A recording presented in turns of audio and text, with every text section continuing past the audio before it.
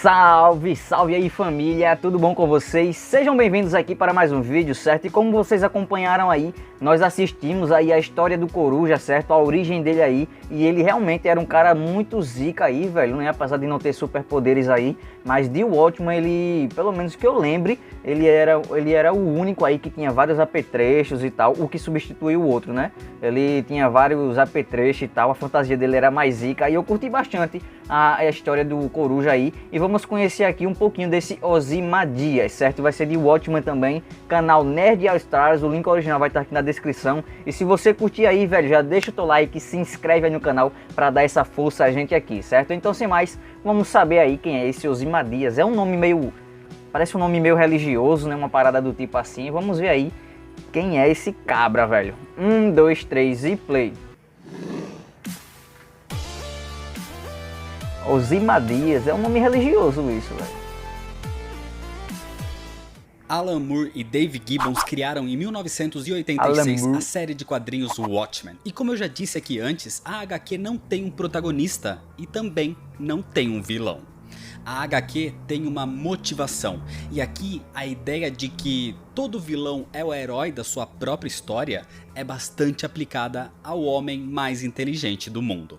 Inspirado no personagem Thunderbolt da Charlton Comics, esse é o Ozymandias. Mas antes de falar dele, se inscreve no canal se você ainda não é inscrito, já deixa seu like aqui pra não esquecer depois. E agora o Nerd All Stars tem um clube de Esse não é qualquer um não, gente. Esse daí tem inteligência, esse é brabo. Canal para ganhar algumas recompensas exclusivas, como por exemplo, assistir aos vídeos aqui um dia antes de todo mundo, dá uma olhada no botão Seja Membro aqui embaixo. E agora sim, vamos pra origem.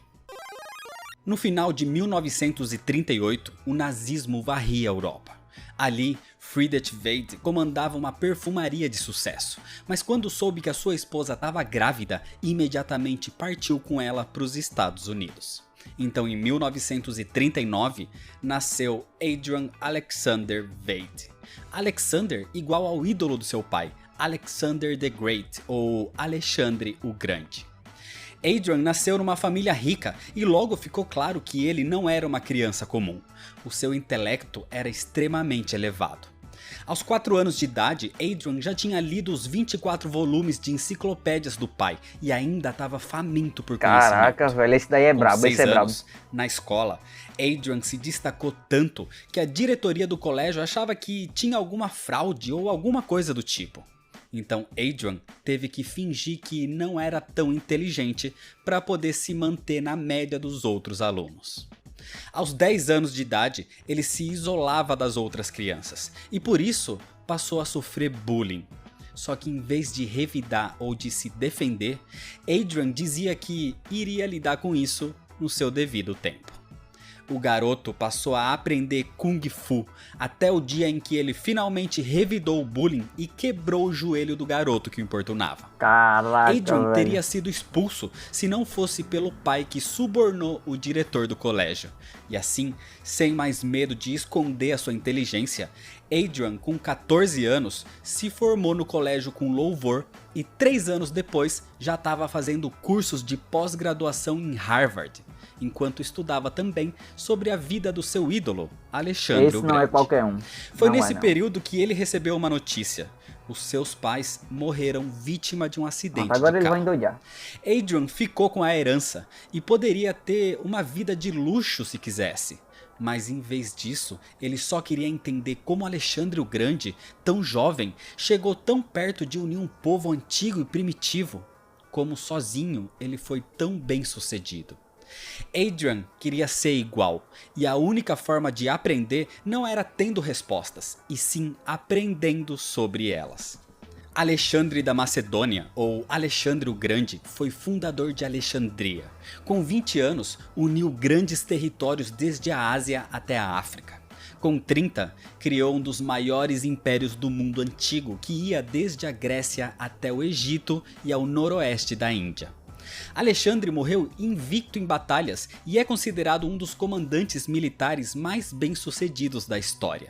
Então Adrian doou toda a sua herança para mostrar que poderia construir um império do zero e começou a seguir os passos do seu ídolo. Velho, que loucura desse Passando bicho. por todos os territórios conquistados na antiguidade por Alexandre, Adrian foi adquirindo conhecimento sobre o mundo e sobre artes marciais locais, se tornando um mestre em todas elas. Até que um dia, na sua peregrinação, depois de ingerir haxixe, Adrian teve uma visão. Ele encontrou os faraós. Alexandre o Grande não se comparava à grandiosidade dos faraós que inspiraram grandes gênios da humanidade, inclusive ele próprio. Então foi a partir desse momento que Adrian passou a admirar o rei dos reis, Ramsés II. Encontrando a resposta para sua grandiosidade, Adrian volta aos Estados Unidos, para Nova York, e passa a usar a sua inteligência para investir no mercado financeiro, assim fazendo uma fortuna em 18 meses, se tornando um magnata corporativo. Caraca. Nesse período, Adrian conhece Miranda St. John, a única mulher que lhe chamou a atenção. Ele e Miranda se tornaram companheiros e amantes, mas a busca por grandiosidade de Adrian o fez deixar Miranda solitária. Até que numa noite, ela sai e um contrabandista chamado Moloch lhe oferece algumas drogas mais pesadas. Com isso, Miranda volta para casa, sofre uma overdose e morre. Essa cena mexe muito com Adrian, que a encontra ali. E a partir desse momento, inspirado por outros vigilantes mascarados, ele desejou fazer justiça com as próprias mãos. Na sua sala de troféus, ele reuniu artefatos alexandrinos e, usando uma fantasia que usaria no Halloween, Adrian parte atrás do responsável pela morte de Miranda. Em 4 dias, ele encontra o produtor daquelas drogas e acaba com seu negócio. E quando a polícia chega ao local, Adrian se apresenta, recitando um poema e usando o nome grego do faraó Ramsés. Ele se autodenomina como Ozymandias. O seu nome pode ser pronunciado como Ozymandias, mas ele próprio prefere a pronúncia Ozymandias. Depois disso, Adrian pensa que todo o seu intelecto poderia servir para algo agora que a justiça pela morte da Miranda foi feita. E assim, ele continua atuando como vigilante. Numa noite, ele decide investigar a morte do antigo mascarado, o Justiça Encapuzada. E seguindo os rastros, ele encontra o comediante. É nesse momento que Adrian conhece um oponente à altura. A partir daí, um certo conflito e desconforto entre os dois é criado toda vez que se encontram. Mas o que realmente assusta os Ozymandias é o surgimento do Dr. Manhattan. Em 1960, Adrian é convidado para um evento beneficente onde conhece outros vigilantes como o Capitão Metrópole, o Coruja, e pela primeira vez se encontra com o Dr. Manhattan. Percebendo então a ameaça que o seu poder poderia ser, Adrian começa a construção de uma fortaleza na Antártida, onde qualquer tipo de ataque nuclear seria mínimo. E servindo também como centro de pesquisa e análise para tudo que precisasse, como por exemplo, entender mais sobre o próprio Dr. Manhattan. Adrian era um empresário de muito sucesso, considerado o homem mais inteligente do mundo pelas suas ações e até predições. Então ele se torna amigo do recém-eleito presidente John Kennedy, que percebe, por conhecê-lo bem, que Adrian é Ozymandias. Então em 1962, o presidente conversa com Adrian e pede conselhos sobre a crise dos mísseis em Cuba, dizendo que pensava em mandar o Dr. Manhattan para resolver a situação. Mas Adrian o aconselha a não fazer isso. Ao enviar Manhattan, um ser extremamente poderoso, o mundo ficaria em alerta e isso poderia gerar uma eminente guerra nuclear. Por isso, ele próprio se oferece no lugar. Mas logo depois aconteceria a morte de John Kennedy. Em 1964, Adrian continua expandindo as suas empresas e cria uma produção de perfumes como seu pai fazia e a chama de nostalgia. Deve ser bom, cara, usar uma nostalgiazinha, né? Recebe um convite do Capitão Metrópole para uma reunião onde seria fundado um grupo de vigilantes, os Crime Busters, onde o comediante também tinha sido convocado. Uma tensão se inicia quando ele diz que a tentativa de criar esse grupo era Aí ele vai piada. embora. E quando a Não é ele que queima as informada coisas, né? equipe se desfaz, o Capitão Metrópole comenta que eles precisam fazer algo com a criminalidade. Alguém precisava parar os erros. Alguém precisava salvar o mundo. Assim, Ozymandias percebe que esse alguém só poderia ser ele próprio. Esse seria o seu propósito na vida. Adrian passa a estudar mais ainda o Dr. Manhattan na tentativa de recriar o seu poder de teletransporte, mas não consegue reproduzi-lo. Então ele parte para outras áreas, inclusive uma delas sendo mutação genética.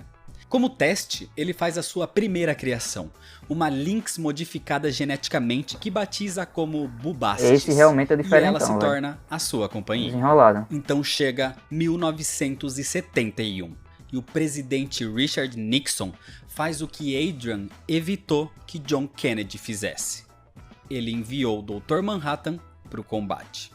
A ida desse super ser até o Vietnã resultou na vitória e supremacia dos Estados Unidos. Claro que sim. Mas isso só intensificou a desconfiança e fomentou a produção de armas nucleares pela União Soviética, fazendo a tensão de uma guerra ser cada vez mais real.